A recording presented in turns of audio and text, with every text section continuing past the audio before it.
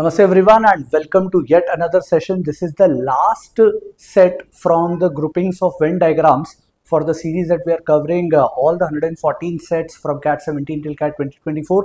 So यहाँ Venn diagrams खत्म हो जाएगा. QBR के first 35 odd sets we have already solved.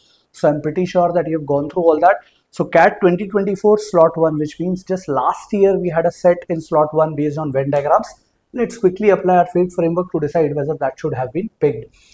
So the chart below provides complete information about the number of countries visited by Dheeraj, Samantha and Nitesh. For example, एक quick understanding दे तो धीरज ने Asia में 1 country visit करी है, Europe में 7 countries visit करी है. So this is pretty manageable to understand कि यहाँ का नंबर is 3, यहाँ का नंबर is 6 और 8 के बीच में. So this is 7 and this is 1, है ना. So corresponding धीरज ने 3 कंट्रीज एशिया की विजिट करी है, 7 कंट्रीज यूरोप की और रेस्ट ऑफ द वर्ल्ड की 1 कंट्री विजिट करिए. So data is pretty easy to understand. The following additional facts are known. 32 countries were visited by at least one of them. जैसे ही आपको एक क्लू मिलता है कि एटलीस्ट वन ऑफ देम, तो कहीं ना कहीं वेन डायग्राम वाली फीलिंग हिंट देता है कि वेन डायग्राम आएगा.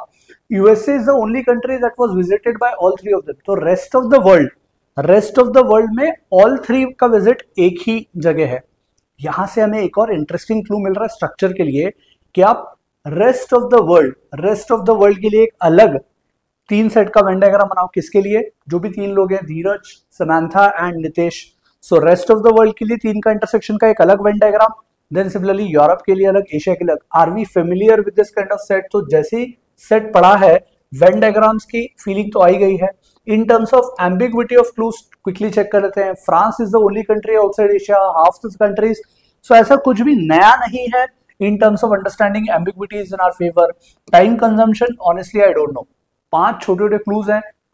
Values pretty doable लग रही है, but I'm not very sure about time consumption. Extra info questions देख लेते हैं. 2 questions तो in fact 3 questions थीटा है. So there is no extra info in questions. This is definitely in our favor. 3 टिक है. This would be my second set और first set. अगर बाकी sets इससे ज़्यादा easy नहीं लगते हैं, I'll definitely pick it. Let's see कैसे solve करेंगे. So last year का ही set है, very recent. Hopefully इस तरह के सेट्स इस साल भी आ जाएं. So what I've done, I've created 3 Venn diagrams and this is a genuine feeling that I'm sharing with you. When I appeared last year, I did the exact same thing. यही 3 sets फटाफट बना लिए थे. Although I took a lot more time than what I should have done, exam pressure and stuff like that. But structure यही था. So it's not as if कि ये बाद में देखने के बाद बेटर लग रहा है किस तरह का स्ट्रक्चर बनाए. This is the first feeling that I had. So if you have practiced enough, I think you should be able to think on these lines as well. So अब करेंगे क्या? What I'll do is मैं allocation कर दूंगा धीरज, Samantha, Nitesh का from the chart, ताकि chart को बार बार refer ना करना पड़े. धीरज के लिए सबसे पहले कैलकुलेशन करते हैं.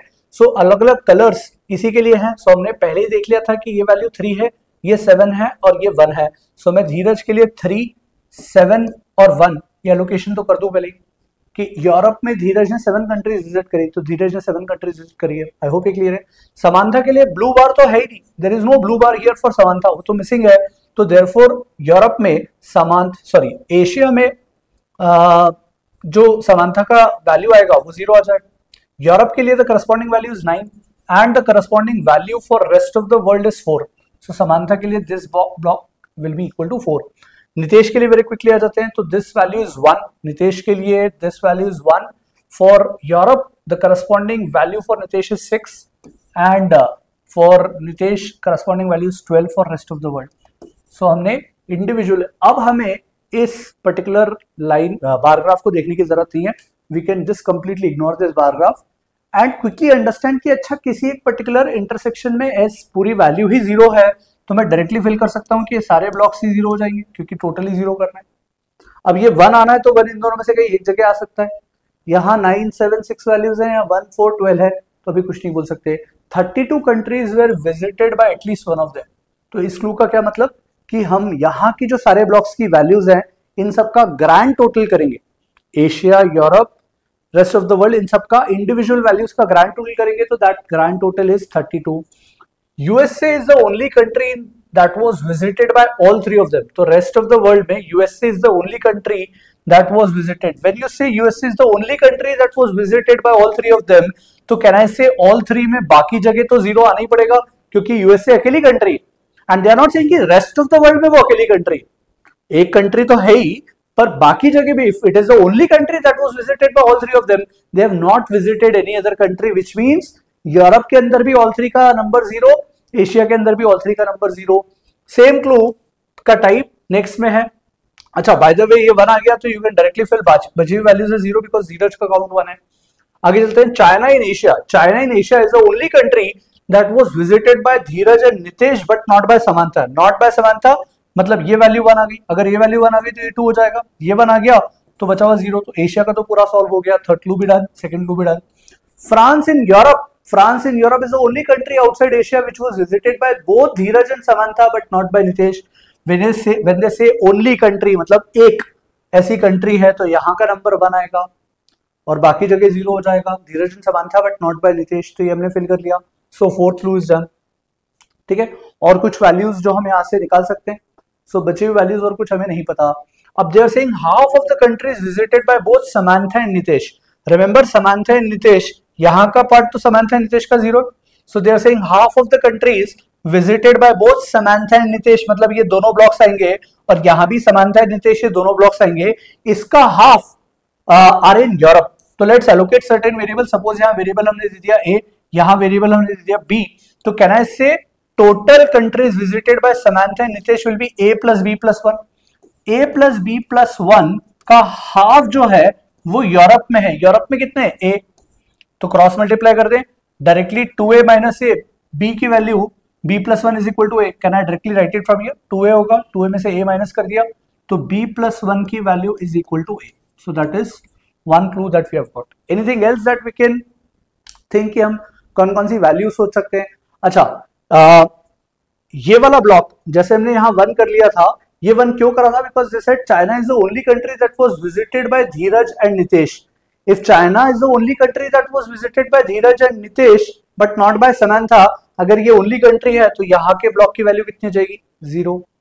आई होप ये क्लियर है। अब वेरिएबल्स असाइन कर सकते हैं इन द सेंस यहाँ 1 टोटल है तो this block has to be 6।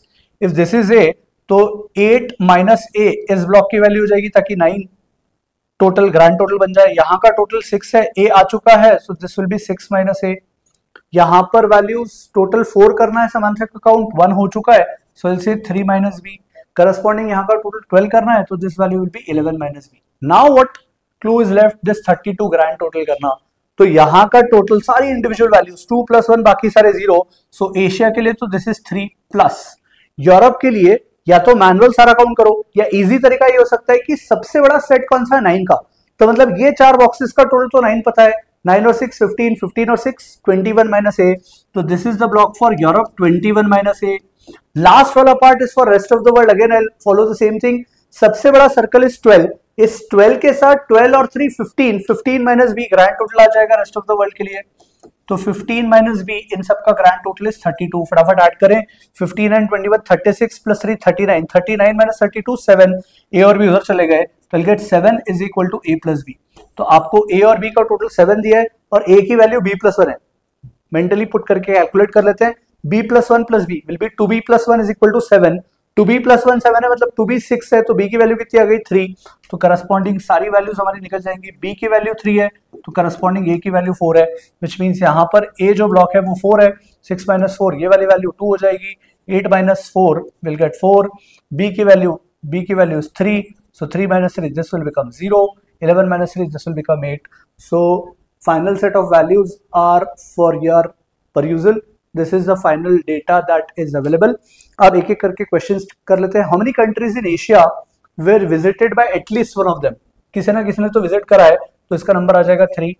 2 + 1 Asia में किसी एक ने तो कम से कम विजिट करी है। How many countries in Europe were visited only by Nitesh? Europe only by Nitesh, answer 2 input कर दोगे। How many countries in rest of the world were visited by both Nitesh and Samantha? Rest of the world visited by both Nitesh and Samantha.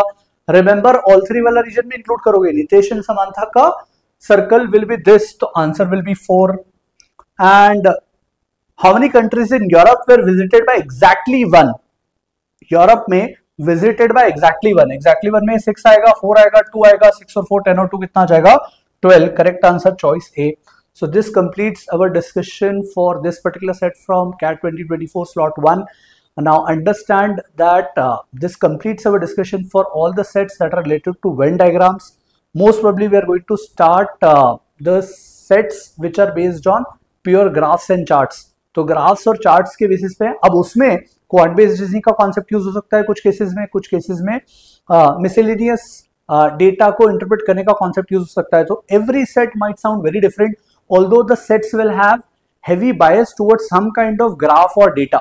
तो कुछ ना कुछ graph या data given रहेगा और उसके बेसिस पे उन सेट्स को सॉल्व करना है. But as usual they will be heavily based on logical reasoning, ability to understand the clues, and therefore we are going to have some very interesting learnings based on that. So that's it from my side. I'll take a leave. Ciao.